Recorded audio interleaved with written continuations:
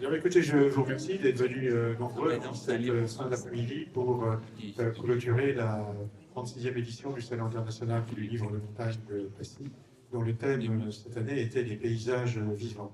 Et là, nous allons nous projeter en Asie centrale grâce à Jérémy Biget, qui est en fait un ingénieur saisi par la montagne, hein, et qui est un homme de défi et de passion, qui s'est lancé sur les traces de la Maillard avec 2000 km de marche en Asie centrale. Donc vraiment, je pense qu'on va se régaler, peut-être avoir mal aux pieds, peut-être des ampoules à la fin de la séance, mais en tout cas, je pense qu'on va se régaler des paysages somptueux qui vont défiler devant nous. Merci Jérémy de ta présence. Merci Michel pour l'invitation. Je suis super content de venir présenter ce projet qui m'a quand même animé alors pendant 3 mois de marche, mais en fait qui a débordé un peu avec la préparation de longs mois durant en amont de la marche, et puis tout ce qui est projection, restitution de mon expérience après cette marche. Alors avant de lancer le film, je vous propose une petite présentation pour mettre les choses dans leur contexte. Donc on va commencer par remonter un petit peu le temps pour me présenter, pour comprendre ce qui m'a amené là-bas. Donc cette photo, elle a été prise en 2018. En 2018, j'étais en école d'ingénieur et j'ai fait une année de césure. Une année de césure, c'est une année de suspension volontaire des études. Et avec 3 amis, on est parti traverser le Népal à pied. C'était la première fois que je partais sur une itinérance aussi longue. Elle nous a quand même pris 90 jours. À cette époque, j'avais l'expérience de la randonnée en montagne, mais qui ne débordait pas vraiment du week-end, ou de 2-3 jours. Et donc, j'y ai découvert pas mal de choses, et notamment la définition du mot « aventure ». Et pour moi, aujourd'hui, suite à cette expérience, une aventure, elle se définit de la sorte: toute entreprise où le risque est considérable et dont la réussite est douteuse. Alors j'imagine que ça vous parle. C'est sans doute parce que vous êtes tous lancés, toutes et tous, lancés dans une aventure, puisqu'en fait, on se rend compte que la définition, elle est très générale, qu'elle déborde du simple aspect sportif, qu'elle peut toucher à l'artistique, au professionnel, dans la mesure où on se lance dans quelque chose qui est un peu trop grand pour soi, ou du moins qui nous paraît un peu trop grand pour soi au début, mais on y va quand même. Et c'est exactement ce qui s'était passé au Népal. Les années passent, 2 années passent, et j'ai souhaité réitérer l'expérience, mais cette fois goûter à la solitude, puisque là c'est vrai qu'on était parti à 4 sur une itinérance de la sorte. À 4, c'est à 4, 24 heures sur 24, et je voulais voir, j'étais curieux, j'avais quand même une volonté de passer du temps en montagne seul. Donc je me suis tourné vers les Pyrénées, un peu moins loin, et j'ai traversé le massif à pied pendant 25 jours, par un itinéraire qui s'appelle la Haute Route. Autre nouveauté, autre que la solitude, c'est que cette fois je suis parti avec un bagage très léger. On le voit, on devine le sac à dos, qui était un sac qui faisait un peu moins de 5 kg.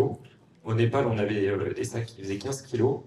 Et ce que je cherchais à ce moment-là, c'était déjà de m'alléger pour rendre la marche plus confortable, mais c'était aussi une sorte de sentiment d'indépendance et de liberté, d'emporter très peu d'objets avec soi et d'en appeler un peu plus à son énergie interne pour se sortir de mauvaises passes. Ça s'est bien passé, je me suis bien entendu avec moi-même, donc j'y suis retourné en 2021 pour une marche un peu plus longue, un petit peu plus lointaine, dans les Balkans, et je suis parti 45 jours traverser les pays d'ex-Yougoslavie, depuis la Croatie jusqu'au Kosovo, Macédoine du Nord, Albanie, par là-bas, toujours avec un sac léger. Donc voilà, je commençais à avoir pas mal d'expérience. Cette année-là, j'ai mon diplôme d'ingénieur. J'ai la chance aussi d'être diplômé en tant que moniteur de ski alpin. Et je décide de consacrer un peu plus de temps à la marche et de consacrer un peu plus de temps à la montagne et au dehors. Donc je mets sur pied un grand projet.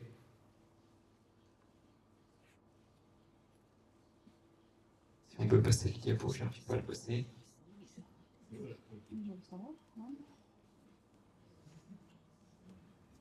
Ah, voilà. Un grand projet en Asie centrale, pardon, en 2022. Donc ça, c'est une photo qui a été prise sous la yourte. Alors il y en a peut-être qui sont déjà allés au Kyrgyzstan. et qui reconnaissent cette douce boisson. Le koumis, ouais. C'est le lait de jument fermenté. Donc c'est vrai que c'est la boisson nationale au Kyrgyzstan. Alors il se trouve que celle-ci, elle avait des morceaux, mais on dit que le koumis a la saveur de celui ou de celle qui le fait.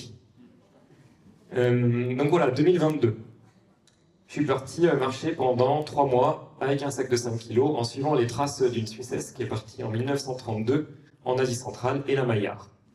Alors juste avant de lancer le film, je vous propose aussi un tout petit cours d'histoire géo parce que c'est vrai que l'Asie centrale, ça peut paraître un petit peu complexe.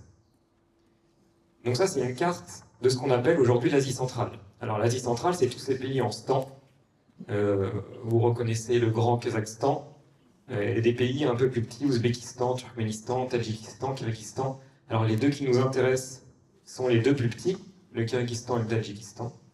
Juste pour situer à l'échelle du globe, on voit là sur ce globe ici, mais en haut c'est la Russie au nord, en bas on voit un tout petit bout d'Inde, la Chine, puis après l'Iran.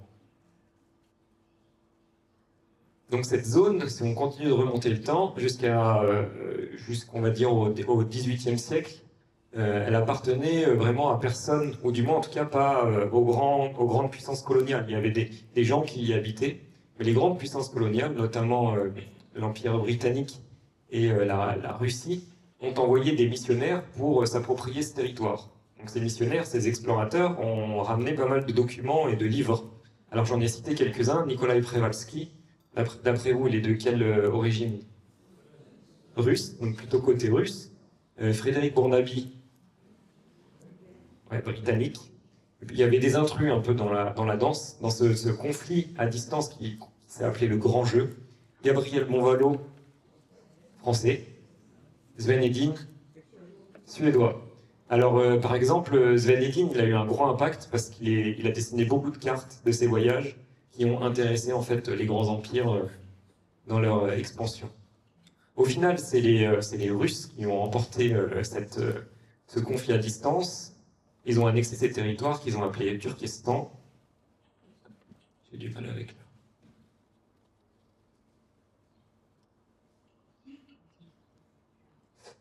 Et plus tard, sous Staline, le Turkestan a été divisé en républiques soviétiques, et plus tard, ces républiques ont eu leurs indépendances en 1991.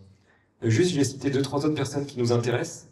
Et la Maillard, donc c'est la personne dont j'ai suivi les traces dans ma marche en 2022, qui est partie en pleine période stalinienne, à un moment où c'était assez obscur ce qui se passait là-bas, et notamment vis-à-vis des populations autochtones.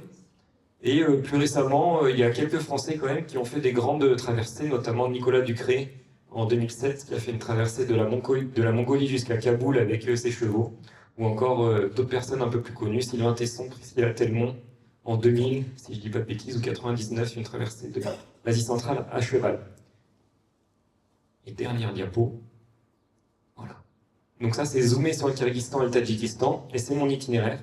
Donc en fait, en 1932, Ella Maillard, elle est partie de Karakol, qui est une grande ville ici dans les confins du Kyrgyzstan, et elle cherchait à rejoindre la frontière avec la Chine. Alors je me suis amusé à retracer cette partie de son itinéraire pour marcher dans ses traces. Et de fil en aiguille, en faisant des recherches, j'ai eu accès aux cartes militaires soviétiques, j'ai eu accès à l'imagerie satellite, et je me suis dit que ça pouvait être chouette de dessiner un itinéraire beaucoup plus long, dans le prolongement de la chaîne de montagnes qui s'appelle les Monts Célestes, et d'essayer de rallier Douchanbé, la capitale tadjik, au bout de... J'ai estimé à peu près l'itinéraire à 2000 km, et avec un sac de 5 kg. Donc le film que vous allez voir, il retrace cette marche.